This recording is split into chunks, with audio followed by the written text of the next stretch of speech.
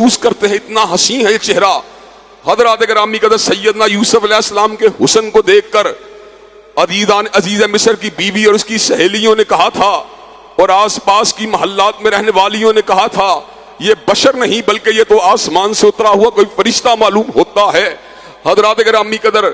آپ اس بات کے اوپر غور کیجئے, حضرت رسول اللہ صلی اللہ علیہ وسلم کو اللہ نے نین نقش بھی بڑے ہی حسین عطا کیے تھے. آپ کے رخسار کا اور آپ کے چہرے کی دل ربائی کا عالم یہ تھا کہ جو آپ کے چہرے پر نظر ڈالتا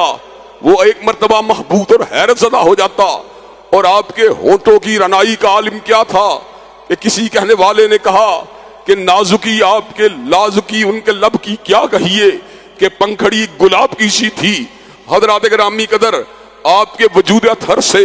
اس طرح کی خوشبو محسوس ہوتی تھی جیسے کہ عطر سے خوشبو آ رہی ہو.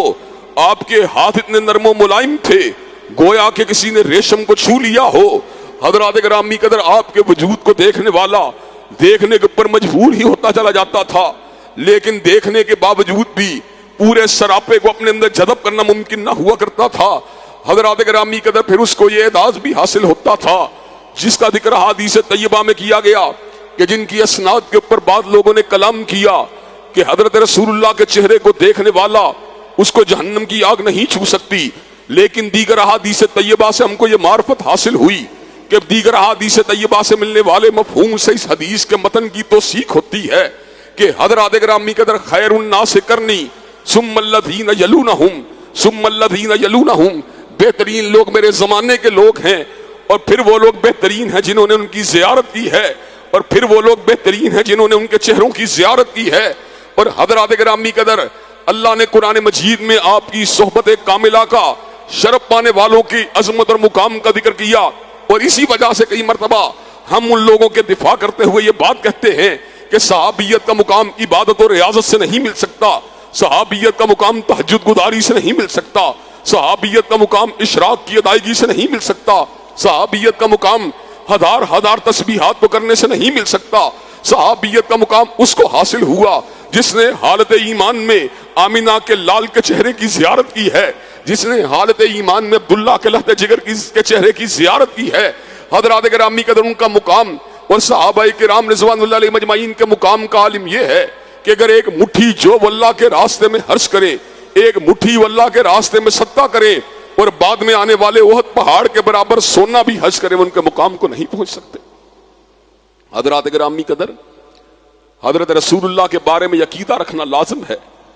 کہ آپ کائنات میں سب سے زیادہ فضیلت والے ہیں. آپ اللہ تبارک و تعالیٰ کے حبیب ہیں اور کائنات میں جو بھی پیدا ہوا اس کا مقام نیچے ہے, حضرت رسول اللہ کا مقام اونچا ہے. اللہ نے قرآن مجید میں ہمیں دو اہم نقطے سمجھائے جن کا تعلق انبیاء کی ذاتوں کے ساتھ ہے, جن کا تعلق رسول اللہ کی ذاتوں کے ساتھ ہے. ان دو نکات کو جمع کر کے ایمان مکمل ہوتا ہے. پہلا نقطہ یہ ہے جہاں تک رسالت کی تصدیق کی بات ہے, جہاں تک رسالت کی شہادت کی بات ہے, جہاں تک رسالت کو تسلیم کرنے کی بات ہے, لا نفرق بین احد من رسلہ, ہم اللہ کے سب رسولوں کے پر ایمان رکھتے ہیں اور کسی ایک رسول کے انکار کو بھی کفر سمجھتے ہیں, اس لیے کہ جس نے ایک رسول کا انکار کیا اس نے جمیع رسول اللہ کا انکار کیا ہے. سورہ شعراء میں اللہ نے اس حقیقت کا ذکر کیا, کذبت قوم نوح المرسلین, قوم نوح نے سب رسولوں کا انکار کیا حالانکہ انہوں نے فقط حضرت نوح کا انکار کیا تھا. کذبت ثمود المرسلین, سمودیوں نے سب رسولوں کا انکار کیا حالانکہ انہوں نے فقط حضرت صالح کا انکار کیا تھا. کذبت عاد المرسلین, قوم عاد نے سب رسول اللہ کا انکار کیا حالانکہ انہوں نے فقط حضرت ہود کا انکار کیا تھا. کذب اصحاب الایکۃ المرسلین, اصحاب ایکا نے سب رسولوں کا انکار کیا حالانکہ انہوں نے حضرت شعیب کا انکار کیا تھا. اس لیے جہاں تک تعلق ہے ایمان کی بات کا سب رسول اللہ پہ ایمان برابر ہونا چاہیے, لیکن جہاں تک تعلق ہے درجات کی بات کا, تلک الرسل فضلنا بعضهم علی بعض منہم من کلم اللہ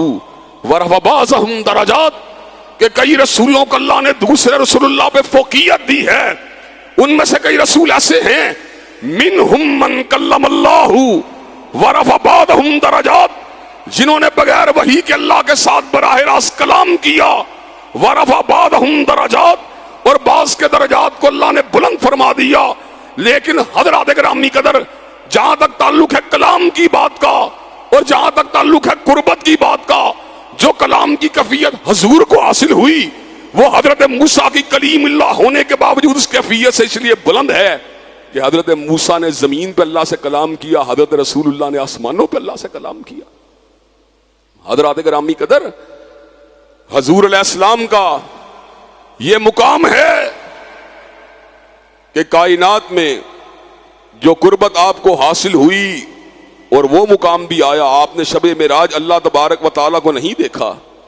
آپ نے خود فرمایا وہ نور ہے، میں کیوں کر اس کو دیکھ سکتا تھا وہاں پر۔ لیکن جہاں تک تعلق ہے حالت نیند کا، تو آپ نے خود اعلان فرما دیا میں نے حالت نیند میں بیچ حالت خواب میں اپنے رب کی بڑے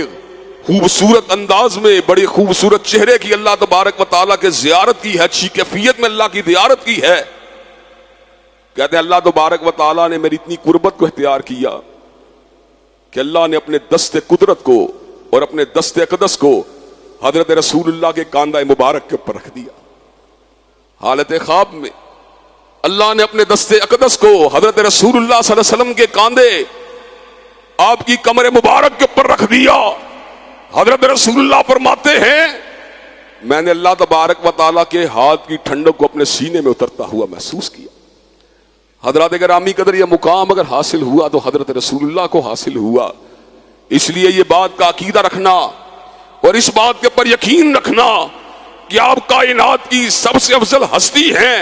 یہ ہر مسلمان کی ذمہ داری ہے۔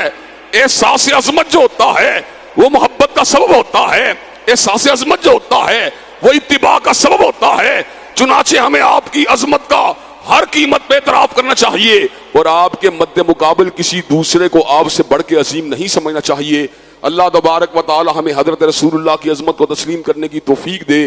انشاءاللہ حضرت رسول اللہ کے باقی حقوق اور اس حوالے سے تھوڑی مزید وضاحت آئندہ خطبہ جمعہ میں آپ حضرات کے سامنے کی جائے گی۔ اللہ تبارک و تعالی ہمیں حضرت رسول اللہ صلی اللہ علیہ وسلم کے مقام کو پہچاننے کی توفیق دے۔ وآخر دعوانا الحمدللہ رب العالمین۔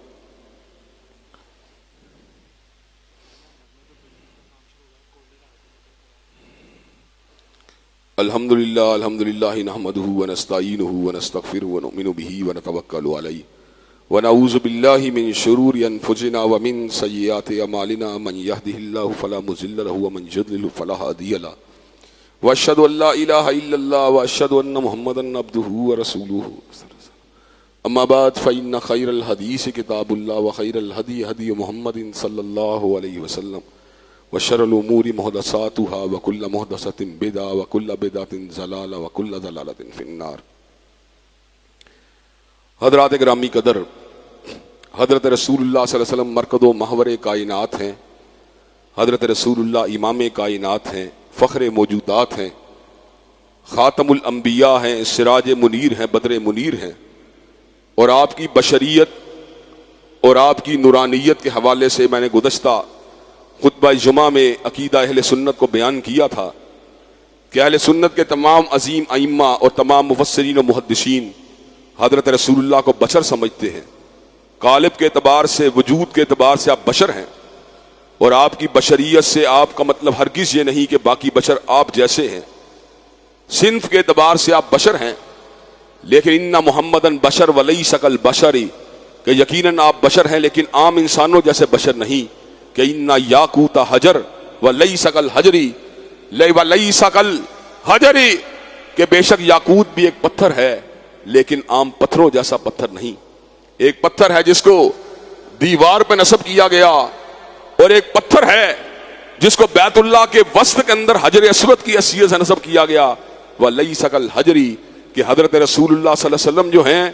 وہ عام انسانوں جیسے انسان نہیں، کہ یاقوت پتھر ہونے کے باوجود بھی عام پتھروں جیسا پتھر نہیں۔ حضرات گرامی قدر، لیکن جہاں تک تعلق ہے آپ کی تعلیمات کی بات کا، آپ کے ارشادات کی بات کا، آپ کی حدیث کی بات کا،